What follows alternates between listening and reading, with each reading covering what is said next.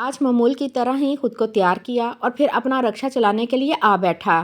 اس نے اپنے چہرے پہ ماسک لگا لیا اور سر پر ٹوپی بھی کر لی۔ اس کا مکمل حلیہ ایک مرد کے جیسا تھا اور وہ ایک مکمل مرد دکھائی دے رہا تھا۔ اس نے اپنا رکشہ سٹارٹ کیا اور پھر لاری اڈے تک جا پہنچا۔ لاری اڈے پہ مسافر کھڑے رکشوں کا انتظار کر رہے تھے۔ ایسے میں کچھ عورتیں اس کی جانب آتی ہوئی دکھائی دیں۔ اس نے خدا کا شکر ادا کیا کہ آج بھی اسے اچھی دہاڑی مل جائے گی۔ پیشہ خدا رازق ہے اور وہ مخلوق کو کبھی بھی رزق کے لیے محتاج نہیں کرتا۔ وہ دن ہونے سے پہلے ہی انسان کا رزق لکھ کر دے دیتا ہے۔ اس نے اپنی آنکھوں میں اتر آنے والی نمی کو اپنے ہاتھوں سے صاف کیا اور پھر آنے والی سواریوں کو مسکرا کر استقبال کیا۔ یہ وہی عورتیں تھیں جو کچھ عرصے سے اسی کے ساتھ آ جا رہی تھیں۔ اس نے مسکراتے ہوئے انہیں کہا، جی باجی آپ کو کہاں جانا ہے؟ ان میں سے ایک عورت بولی کہ ہمیں مین بازار تک جانا ہے۔ مین بازار تک جانے کا راستہ کافی تھا اور اس نے بھی حامی بھر لی تھی۔ 6 عورتیں اس کے ساتھ بیٹھی اور اس نے رکشہ ایک بار پھر سے سٹارٹ کر دیا۔ اس کا اللہ پر توکل اس قدر بڑھ چکا تھا کہ اب اسے اس چیز کی فکر ہی نہیں ہوتی تھی کہ اگر اسے سواری نہ ملی تو وہ کیا کرے گا، کیونکہ اسے خدا پر یقین تھا وہ کہیں نہ کہیں سے وسیلے ضرور بنا دیتا تھا۔ اس لیے آج تک خدا نے ایسے ہی وسیلے تو بنائے تھے، تبھی تو اس کا اعتماد خدا پر قائم تھا۔ اس کی آنکھوں کی نمی یہ بتا رہی تھی کہ وہ کس قدر خوش ہے۔ اس نے آہستگی سے رکشہ واپس مین روڈ تک لایا اور پھر سیدھ میں جاتی ہوئی سڑک پر رکشہ ڈال دیا۔ اس کے رکشے میں بیٹھی ہوئی اور تمام عورتیں مطمئن تھیں، کیونکہ انہوں نے آج تک کبھی بھی اس کے ساتھ جب بھی سفر کیا تھا کبھی بھی انہیں کسی بھی طریقے سے کوئی نقصان نہیں پہنچا تھا۔ وہ ہر طریقے سے محفوظ کرتی تھیں، اس لیے وہ تو مطمئن تھیں۔ کچھ عورتوں نے اسے روکا اور کہا کہ بازار سے ہمیں کچھ چیزیں لا دو۔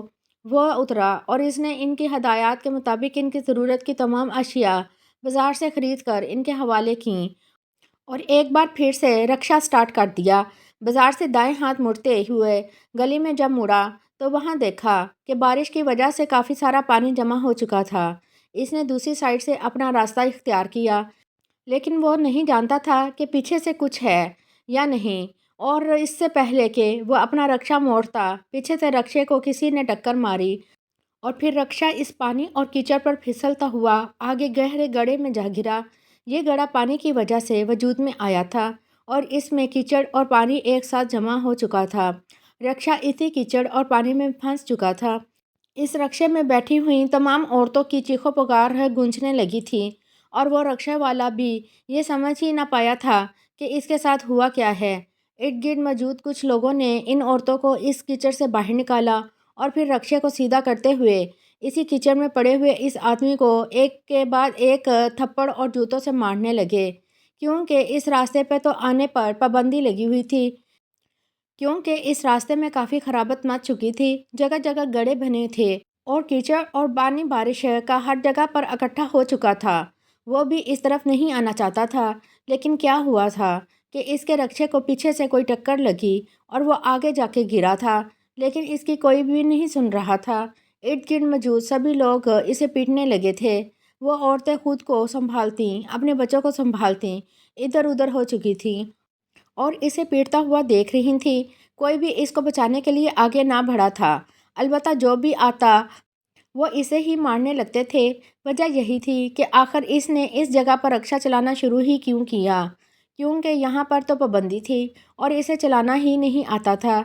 اسے تو رکشہ چلانے کے طور طریقے ہی معلوم نہیں تھے، یہ لوگوں کا کہنا تھا۔ اسے پیٹتے پیٹتے اس کے سر سے ٹوپی اتری تو لوگوں میں ایک سنسنی سی دوڑ گئی۔ لوگوں کے ہاتھ وہیں رک گئے اور سبھی حیرت سے منہ کھولے اسے تکنے لگے۔ جو اس کے ساتھ یہاں تک آئی تھیں ان کے منہ بھی کھلے کے کھلے رہ چکے تھے۔ اس کی آنکھوں میں آنسو تھے۔ یوں لگتا تھا کہ ابھی کے ابھی جس گڑھے میں وہ بیٹھا ہے وہ مکمل طور پر تالاب بن جائے گا۔ جس قدر شدت سے وہ رو رہا تھا، لوگوں کو علم ہی نہیں تھا کہ وہ کون ہے اور کیا کر رہا ہے، اور اب جب لوگوں کو علم ہوا تھا تو سبھی لوگ حیرت سے پیچھے ہٹ چکے تھے۔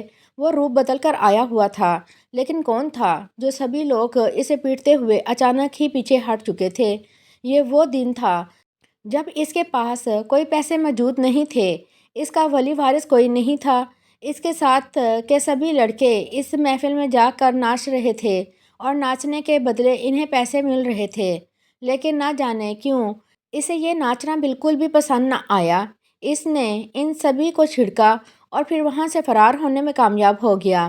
اس نے ان لوگوں کو اپنے حال پر چھوڑا اور یہ فیصلہ کر لیا کہ اب وہ جو بھی بنے گا اپنے بلبوتے پہ بنے گا، وہ جو کرے گا اپنی محنت سے کرے گا۔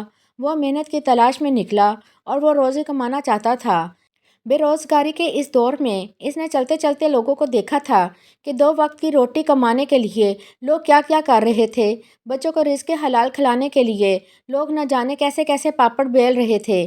بچوں کا پیٹ پالنا سب کے لیے اہم تھا، لیکن غربت اور افلاس کے اس طوفان نے ہر کسی کو جیسے گھٹنوں کے بل گرا دیا تھا۔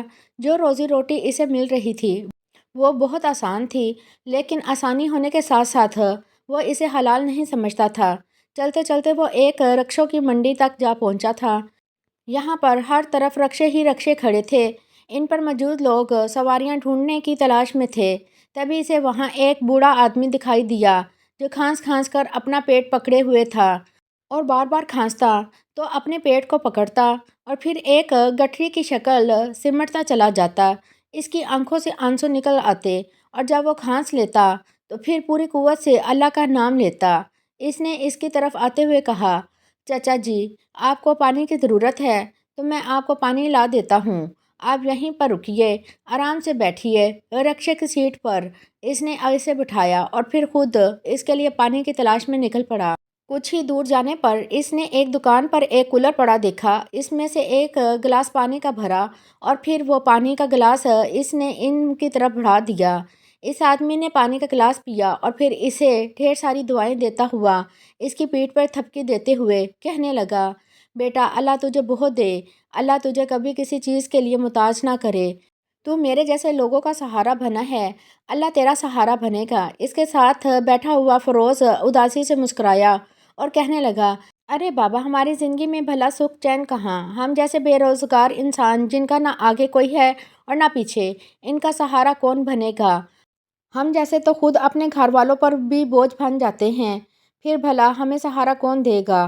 فیروز کی یہ بات سن کر اس بوڑھے نے ایک نظر اس کی طرف دیکھا اور پھر اپنے ہاتھ میں پکڑی ہوئی چابی اس کی طرف بڑھا دی اور کہا، بیٹا، مجھ میں طاقت نہیں کہ میں مزید رکشہ چلا سکوں، لیکن میری روزی کا واحد حل یہی ہے۔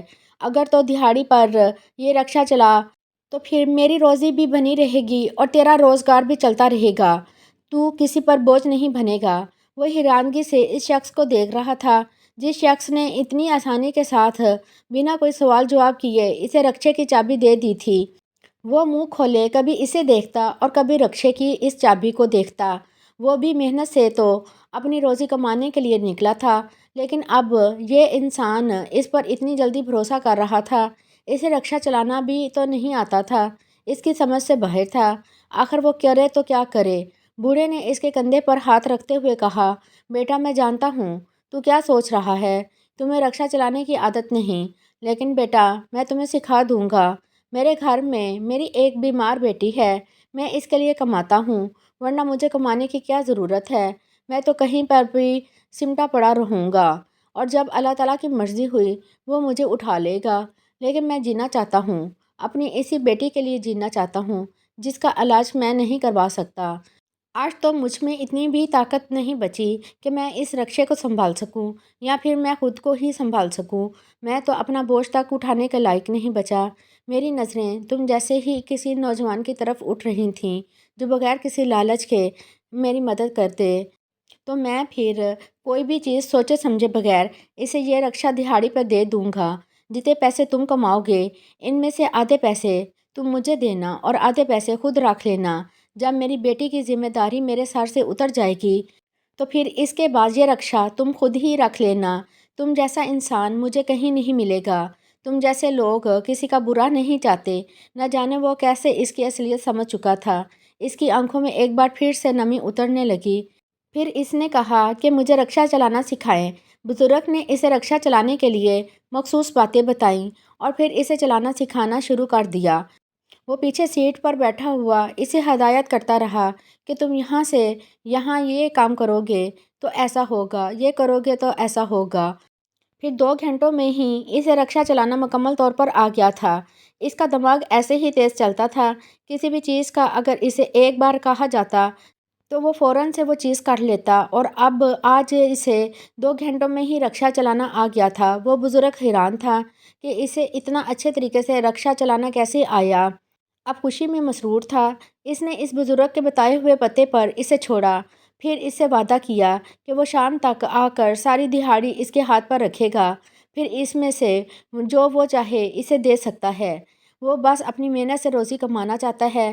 بار بار فیروز کا دل بھر بھر آتا تھا اور بار بار اس کی آنکھوں سے آنسو جاری ہو جاتے تھے، لیکن اس نے خود کو مضبوط کرنے کی ٹھانی تھی، اور پھر اس کے بعد وہ رکشہ چلانا شروع ہو گیا تھا۔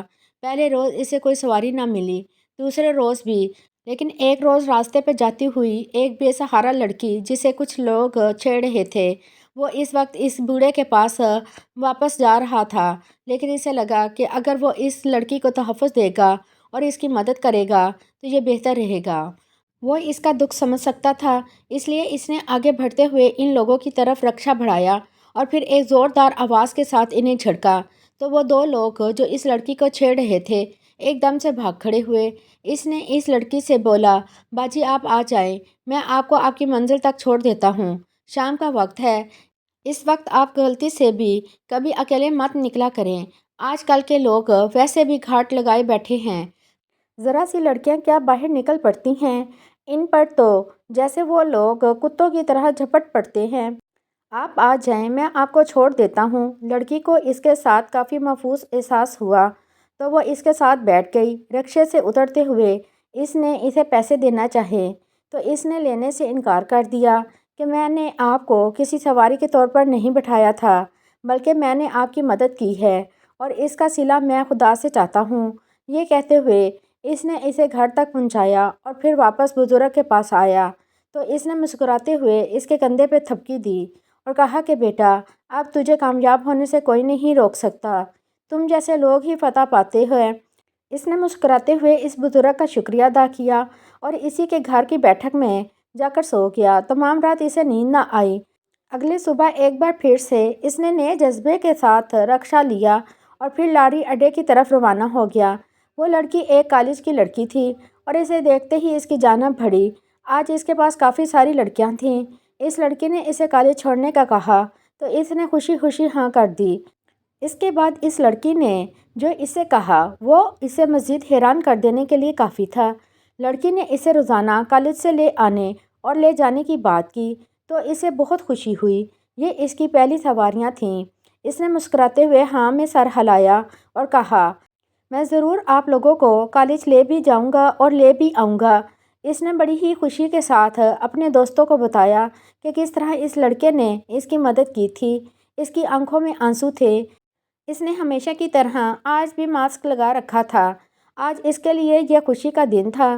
بزرگ کی دعائیں کام آئی تھیں اور اسے اب اپنی محنت کی روزی کمانے کا موقع مل رہا تھا۔ اس کے ساتھ ساتھ اب اسے دوسری سواریاں بھی ملنا شروع ہو گئی تھیں۔ صبح کے ٹائم پر اس نے ایک اسکول ڈیوٹی کا کارڈ بنوا کر اپنے رکشے کے بالکل سامنے آئینے میں رکھ دیا تھا، جس پر یہی لکھا تھا، یہ وقت اسکول ڈیوٹی کا ہے۔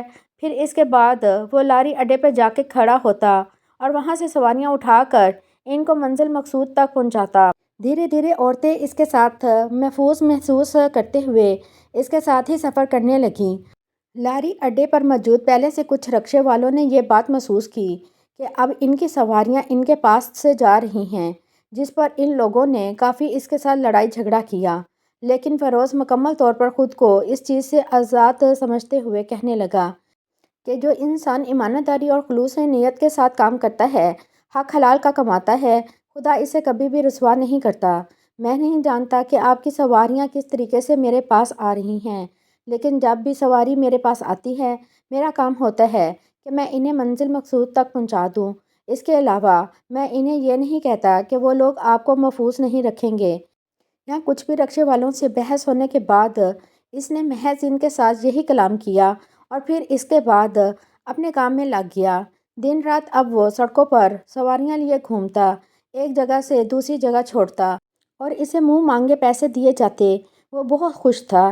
اس نے جیسا سوچ رکھا تھا ویسے ہو رہا تھا۔ آج تک اس نے اپنی پہچان چھپا کر رکھی تھی۔ دیکھتے ہی دیکھتے اس کی کمائی باقی رکشے والوں سے زیادہ ہونے لگی۔ بزرگ ابھی تک بیمار تھے، ان کی بیٹی بھی اب پہلے سے بہتر ہو چکی تھی اور ان دونوں کا وہ علاج بھی کروا رہا تھا۔ ان دونوں کی دعاؤں کے ساتھ اس کی سواریوں میں مزید برکت ہو رہی تھی اور وہ اپنی محنت کی کمائی کمانے میں کامیاب ہو رہا تھا۔ دوسری طرف جہاں وہ اتنا کامیاب رکشے والا بن چکا تھا، اسی طریقے سے اس کے لیے کافی سارے دشمن بھی پیدا ہو گئے تھے، اور یہ وہی رکشے والے تھے جو اس لاری اڈے پہ پہلے ہی کھڑے ہوتے تھے۔ انہیں لگتا تھا کہ ان کے حصے کی سواریاں بھی اسی فروز نے ہی کھینچ لی ہیں۔ اکثر لڑائی جھگڑا وہ اس کے ساتھ کیے رکھتے اور وہ خدا کی رضا کے لیے ان کے ساتھ بس صلح صفائی سے ہی پیش آتا اور اکثر بحث مباحثے سے دور ہی رہتا۔ زندگی یوں ہی چل رہی تھی ہمیشہ کی طرح۔ آج بھی اس نے ویسے ہی خود کو تیار کیا اور پھر ماسک لگاتا اور ٹوپی پہنتا ہوا وہ جلدی سے باہر نکلا۔ ٹوپی پہن کر اس نے رومال بھی اپنے چہرے پر اور اپنی گردن میں لٹکا لیا۔ جیکٹ اور پینٹ شرٹ پہننے کے بعد وہ مکمل طور پر ایک لڑکا لگ رہا تھا۔ مسکراتے ہوئے آج بھی اس نے بہت ساری سواریاں منزل مقصود تک پہنچائی تھیں۔ تبھی اسے وہ سواری ملی جنہوں نے اسے مین سٹی کے سینٹر میں ہی بازار اور بازار سے ایک گلی موڑنے پر منزل پر پہنچنے کے لیے کہا، تو وہ بھی خوشی خوشی تیار ہو گیا۔ لیکن جب وہ اس جگہ پر پہنچا تو سامنے کیچڑ اور پانی کی وجہ سے گڑھا بن چکا تھا۔ اس نے اپنا رکشہ موڑنا ہی چاہا تھا کہ پیچھے سے اسے کسی نے ٹکر ماری اور پھر اس کا رکشہ پھسلتا ہوا اسی کیچڑ میں جا گرا۔ لوگ انہیں بچانے کے لیے آگے بڑھے، عورتوں کو کیچڑ سے نکال دیا گیا اور پھر ایک وہ رکشے والا فروز ہی بچا تھا۔ لوگ اسے مارنے لگے، لیکن جب اس کے سر سے ٹوپی اتری اور اس کے منہ سے ماسک اترا تو سبھی لوگ حیرت سے دنگ ہو گئے تھے۔ وہ ایک بہروپیہ جو اس وقت مرد بن کر عورتوں کو ان کی ایک جگہ سے دوسری جگہ پہنچانے میں مصروف عمل تھا، آج اس کا سارا پول کھل چکا تھا۔ وہ اپنی آنکھوں میں آنسو لیے ان لوگوں کے سامنے بیٹھا تھا۔ اسے مارتے ہوئے ہاتھ تھم چکے تھے۔ اس نے اپنے دونوں ہاتھ اپنے چہرے پہ رکھے اور پھوٹ پھوٹ کر رونے لگا۔ اس واقعے کی اطلاع پولیس کو بھی دے دی گئی تھی، جو ساتھ ہی ایک سڑک پر چوکی لگائی کھڑی تھی۔ پولیس کے افراد یہاں پہنچ چکے تھے۔ بہروپیے کے طور پر اسے پکڑا جا چکا تھا اور اسے پولیس تھانے لے آئی۔ اس سے اس بارے میں پوچھ گچھ کرنے ہی لگی تھی جب وہ روتے ہوئے ان لوگوں کی طرف دیکھ کر کہنے لگا، میں کوئی بہروپیہ نہیں ہوں اور نہ ہی میں کوئی عورت ہوں اور نہ ہی میں کوئی مرد ہوں۔ میں ان کے درمیان ایک جنس ہوں، ایک ایسا انسان جسے گھر والوں نے بچپن میں ہی گھر سے نکال دیا کیونکہ میں ان کے لیے ذلت اور رسوائی کا باعث بن رہا تھا۔ میں ایک خواجہ سرا ہوں۔ اس کی اس بات پر سبھی لوگ دنگ رہ گئے۔ میں جب 5 سال کا ہوا تو میرے گھر والوں کو اس بات کا علم ہو گیا تھا کہ میں ایک خواجہ سرا ہوں۔ مجھے گھر سے پیٹ کر باہر نکال دیا گیا۔ اپنے رشتہ داروں میں جن کے پاس جاتا ہر کوئی مجھے دھتکار دیتا۔ پھر میں اپنے جیسے لوگوں کی طرف آ گیا۔ چلتے چلتے مجھے اپنے جیسے ہی کچھ لوگ ملے۔ ان لوگوں نے مجھے اپنے پاس رکھا اور پھر میں نے دیکھا وہ لوگ تو ناچ گانے سے ہی اپنا پیٹ بھرتے تھے اور انہیں کس کس نظر سے دیکھا جاتا تھا یہ میں اچھے طریقے سے جانتا تھا۔ میری کچھ ظاہری شخصیت عورتوں کی جیسی تھی اور کچھ مردوں کے جیسی۔ میری آواز مردوں جیسی اور میری شکل عورتوں جیسی۔ لیکن دھیرے دھیرے میری تھوڑی پر داڑھی نکلنے لگی تو میں نے خود کو ایک لڑکے کے طور پر متعارف کرنے کے لیے خود کو تیار کیا۔ اپنے ہم جنسوں میں رہ کر مجھے بالکل بھی اچھا نہیں لگتا تھا جس طرح وہ لوگوں کے سامنے ناچتے، تالیاں بجاتے اور لوگ انہیں اچھی نگاہ سے بھی نہ دیکھتے اور انہیں ناچنے کے پیسے بھی دیتے۔ میرا جو گھرانہ تھا وہ مذہبی گھرانہ تھا، لیکن نہ جانے کیوں مجھ جیسا انسان ان کے گھر میں پیدا ہو گیا۔ ان لوگوں نے مجھے دھتکار دیا، باہر نکال دیا۔ ساری دنیا سے دھتکارا ہوا میں شخص جسے ایک خواجہ سرا اپنے پاس لے گیا تھا، مجھے بھی وہی تعلیم دی جانے لگی جو میرے ہم جنسوں کو دی جا رہی تھی۔ لیکن جب میں 20 سال کا ہوا تو مجھے یوں محسوس ہوا جیسے یہ کام ٹھیک نہیں۔ میں نے تو ہمیشہ ہی یہی دیکھا تھا کہ میرے گھر والے مذہبی تھے اور وہ محنت سے کمانے کو ترجیح دیتے تھے۔ میرے دل میں بھی یہی جذبہ کوٹ کوٹ کر بھرا تھا۔ میں بھی یہی چاہتا تھا کہ میں محنت سے کماؤں، لیکن مجھ جیسے لوگوں کو یہاں جینے نہیں دیا جاتا، انہیں عزت نہیں دی جاتی، عزت سے کمانے بھی نہیں دیا جاتا۔ پھر میں جاتا تو کہاں جاتا؟ پھر مجھے ایک بزرگ ملا اور اس نے مجھے اپنا رکشہ دے کر مدد حاصل کی۔ میں روزانہ کی سواریاں اٹھاتا ہوں اور اس سے جو پیسے بنتے ہیں ان میں سے کچھ حصہ تو میں رکھتا ہوں، لیکن باقی سب کے سب میں نے اس کی بیٹی اور اس بزرگ کے علاج پہ لگا دیتا ہوں۔ اس کی بیٹی معذور ہے اور وہ بزرگ اپنے بستر پر پڑا ہوا ہے۔ کیا یہ میرا قصور ہے؟ آج بھی جب میں اس کیچڑ سے بچ کر جانے ہی لگا تھا کہ تبھی مجھے پیچھے سے ٹکر ملی اور اس ٹکر کی وجہ سے ہم کیچڑ میں جا گرے۔ میں نہیں جانتا کہ یہ کس نے کیا ہے، لیکن یہ جو کچھ لوگ آپ کے سامنے کھڑے ہیں، جن لوگوں نے مجھے مارا پیٹا ہے، یہ کوئی اور نہیں بلکہ یہ وہی رکشے والے ہیں جنہیں لگتا ہے کہ ان کی سواریاں میں نے ہتھیا لی ہیں۔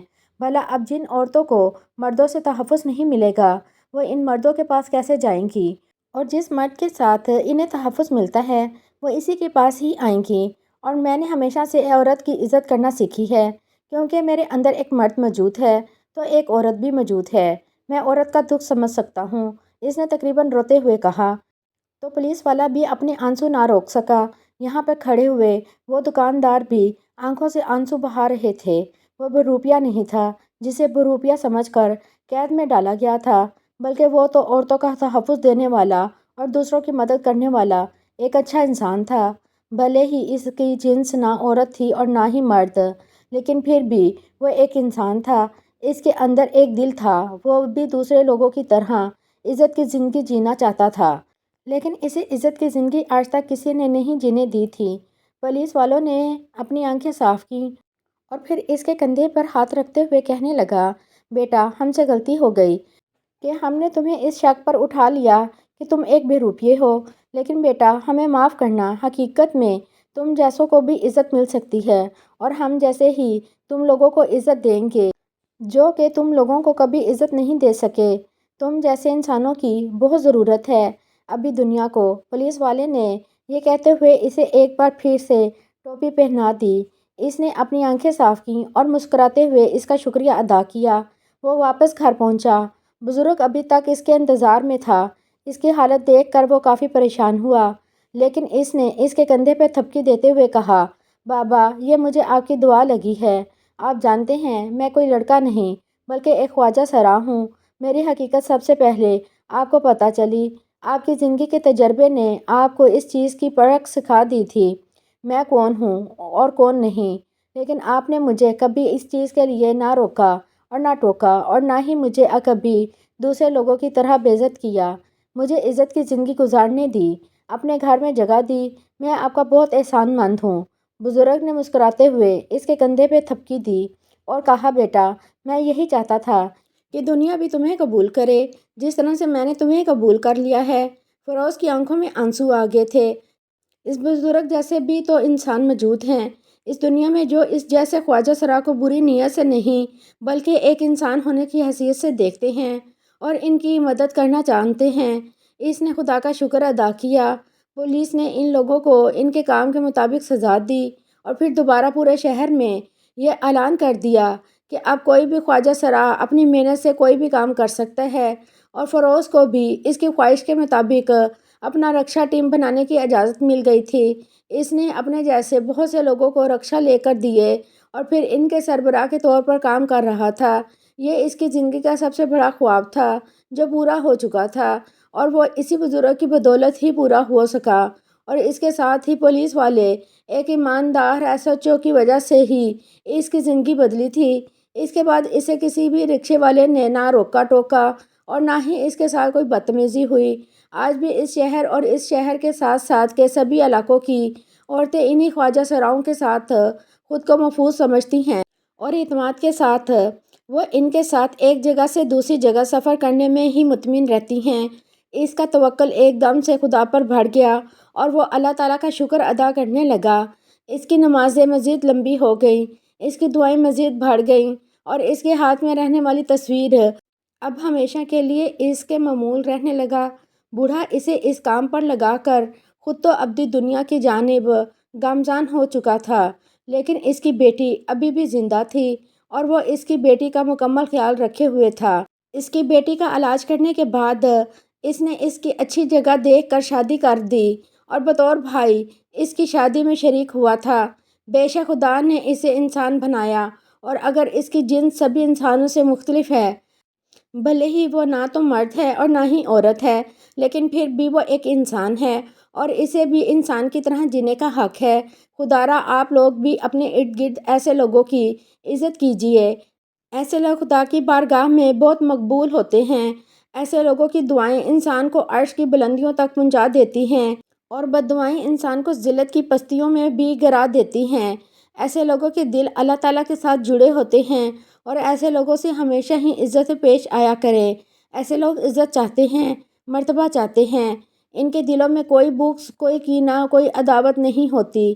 اپنے ارد گرد نظر دوڑائیے، اگر ایسا کوئی انسان نظر آئے تو اسے عزت دیجیے تاکہ وہ اس سماج میں سر اٹھا کر چل سکے، نہ کہ وہ فروز کی طرح خود کو چھپا کر ایک بروپیہ سا سمجھا جائے، خود کی شناخت چھپا کر محنت کی روزی کمائے۔ ایسے لوگوں کو آخر کیوں ہمارے سماج میں صرف ناچ گانے کے لیے ہی مختص کیا جاتا ہے؟ کیوں انہیں عزت کی زندگی نہیں دی جاتی؟ کیوں انہیں پڑھائی کے لیے مواقع نہیں دیے جاتے؟ اور کیوں انہیں عزت کی روزی کمانے کا موقع نہیں دیا جاتا؟ خدارا ایسے لوگوں کی عزت کیا کریں؟ یہ لوگ باقی انسانوں سے زیادہ عزت کے لائق ہوتے ہیں اور یہ عزت کرنا بھی جانتے ہیں۔